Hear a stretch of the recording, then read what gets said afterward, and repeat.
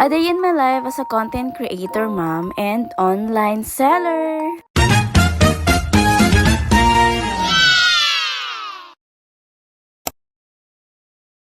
Hi guys! Back again for another mini vlog. Good morning everybody! So another day na naman tayo. At dahil nga morning person na ang babaeng ito, maaga na talaga ako nagigising these days. Parang nagigising siguro ako ng mga 5 or 6 nga ng umaga. Hindi ko na rin talaga alam kung bakit nga ako nagigising ng mga ng oras. Pero every time nga nagigising ako ng ganong oras is natudumi ako. Pero maganda nga yun dahil nga pagising mo ng umaga, magbabawas ka na nga ng kinain mo. At kapag nga nagigising ako ng mga ganong oras, is hindi na rin talaga ako nakakatulog uli. Kaya nga wala na rin ako ginagawang iba kundi magmuni-muni or mag-phone. Pero syempre bago nga ang lahat, bali magsusuot muna nga ako nitong corset nga. Sobrang nagustuhan ko rin talaga tong corset na to. Dahil hindi rin siya basta-basta dahil nga tatlo nga yung strap niya. Bukod nga doon tatlo nga rin yung lining niya. At ayun nga yung support sa likod mo. At meron din siya sa left side and right side. At kaya naman kahit kumilos ka sa loob ng bahay, is hindi ka talaga mahihirapang ang gumalaw. Secure nga to dahil hindi nga na-fold nga yung gilid nito. Compare nga sa ibang corset nga kapag umupo ka is natutupi yung gilid. Since may support nga siya both side, kaya naman talagang hindi siya matutupi. Yung strap nga nito may taas, may baba, tapos meron pa siyang sa gitna. Actually matagal na to sa akin. Pero hindi ko lang siya gaano nagagamit. Pero sana ngayon is matuloy-tuloy na natin ang paggamit nito. At matuloy na rin talaga yung matagal na nating sinasabing magda-diet tayo.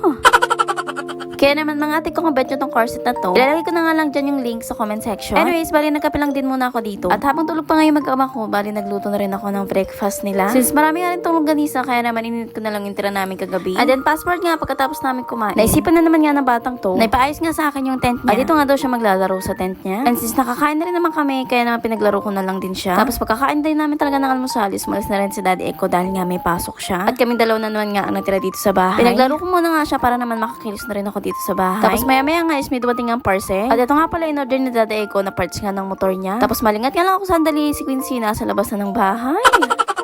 Inaaya kasi siya ng mga bata sa labas. Since gusto nga hiramin nga yung bike niya, hinayaan ko na lang din para naman iwas siya sa screen time. Pero ilang sandali lang din mga ay inaya na nga niya yung mga bata dito sa loob nga ng bahay.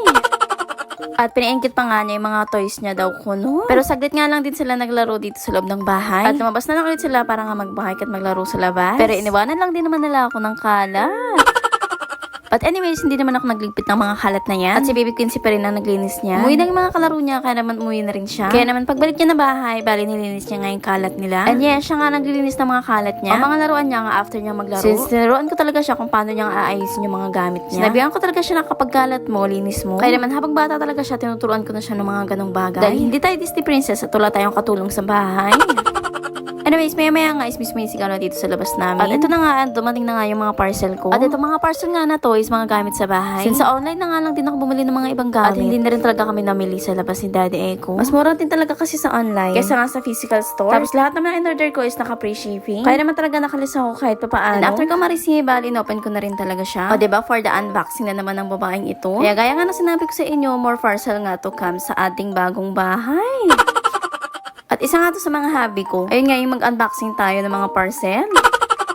So, unang parcel nga na na-open ko is yung rotating nga na faucet. Dahil ilalagay ko nga to sa gripo nga ng lababo. Dahil nga yung gripo sa lababo namin is agad nga doon sa may pinakapader. Kaya nga pagka magugas ako ng plato is medyo nahihirapan din Pangalawa nga, ito yung panungkit nga sa sampayan. So, online na nga rin ako bumili nito dahil nga mas mura siya. Bukod nga ito, itong nabili kong panungkit is na-adjust pa talaga siya. Pwede mo nga siyang liitan kung hindi mo siya gagamitin. At pwede mo nga rin siyang habaan every time nga nagagamitin mo siya. Mura nga lang to at nabili ko lang siya ng 45 pesos. At yung sumunod naman na open kong parcel is yung order ko nga ang plastic na container. Nabutol nga ako at nababili rin talaga ako nito. Bukod nga na mura siya, tapos napaka-aesthetic din tignan. 5 pieces na nga binili ko at nasa 100 plus lang to. At ito nga lagi ko nakikita sa FYP ko. Balilagayin nga siya ng toyo, suka, mantika, or patis. Next ko nga inopen is nilagayan nga ng sabon sa CR. Gawa nga to sa plastic. Tapos ididikit mo lang to sa wall or sa may tiles. May kasama na nga rin tong adhesive, bali didikit mo na lang siya sa wall. Mga may kakatapos ko nga lang mag-unboxing ng una kong parcel na dumating kanina. At ito na nga yung another box. Sabay-sabay ko nga itong in-order at sabay-sabay din talagang dumating. Na para bang warehouse yung bahay niya at magsaka ng mga parcel. Okay.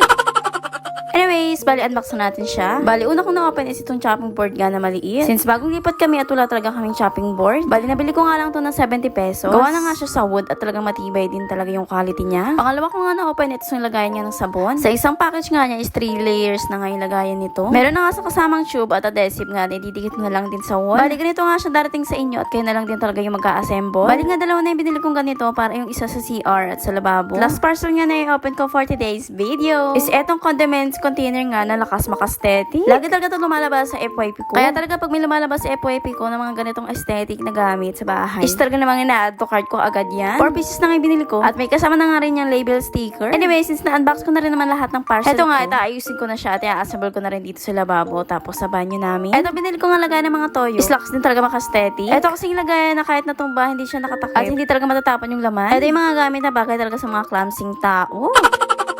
Nasabal ko na nga rin nga yung lagay ng sabon dito sa CR. At ganito na nga itsura niya kapag nakabit mo nga sa wall. O diba, napakaganda at ang lakas din talaga maka-aesthetic. May din plastic na nga siya at hindi talaga siya kakalawangin. At yung adhesive nga nito talaga namang matibay. At hindi basta-basta matatanggal kahit naman mabigat pa ang ilagay mo. At ganito na nga itsura niya kapag nilagyan mo nga siya ng laman. Nilagay ko na nga rin sa banyo namin itong binili ko nga lagayan ng sabon. Dahil gusto ko nga sa banyo namin bukod din talaga yung lagayan ng sabon. 3 layers na nga to. Since 3 nga kami sa bahay. At iba-iba din talaga yung ginagamit nga namin sabon sa katawan. Yung isa nga nito is nilagay ko dito sa lababo namin. At ito na nga rin ginamit ko lagayan niya ng sponge, sabon at steel wool. Adhesive nga rin yung gagamitin mo dito pandikit. At nababago nga rin yung pwesto nito. Depende na lang din sa inyo kung anong ayos yung gusto nyo. At ito na nga yung condiments container ko. Bale, ganito nga siya kaganda kapag nadikitan mo na nga ng label sticker. O diba, ang lakas makastitik. Sign of aging. Cravings mo talaga yung mga gamit sa bahay. At isa na rin talaga to sa mga cravings mo bilang isang mami. Na kapag nakita mo kompleto nga yung gamit mo sa bahay, ay talagang busog na nga yung mga mata mo. Kaya naman, thank you Lord sa mga blessings. Anyways, ganito na nga yung tsura niya nung nalagay ko na nga dito sa lagayan ko. O diba, napakaganda talaga nilang tignan. Anyways, after ko nga ayusin ng lahat, bali nga naligo at nag-ayos na rin ako dahil nga aalis kami. Dahil nga birthday nga ng lola ni Daddy Eko. Tapos may bata pa nga ditong kaya bumangon. Since hapon na rin ang mga oras na nga na to. Kaya nga ginising ko na lang din siya para bihisan at umalis na rin kami kaagad. Then passport nga dito na kami sa lola niya. At ito na nga yung ilang handa. So hanggang dito na lang mga ate ko. See you on my next video. Yun lang naman guys for today's video. Thank you for watching. Bye-bye!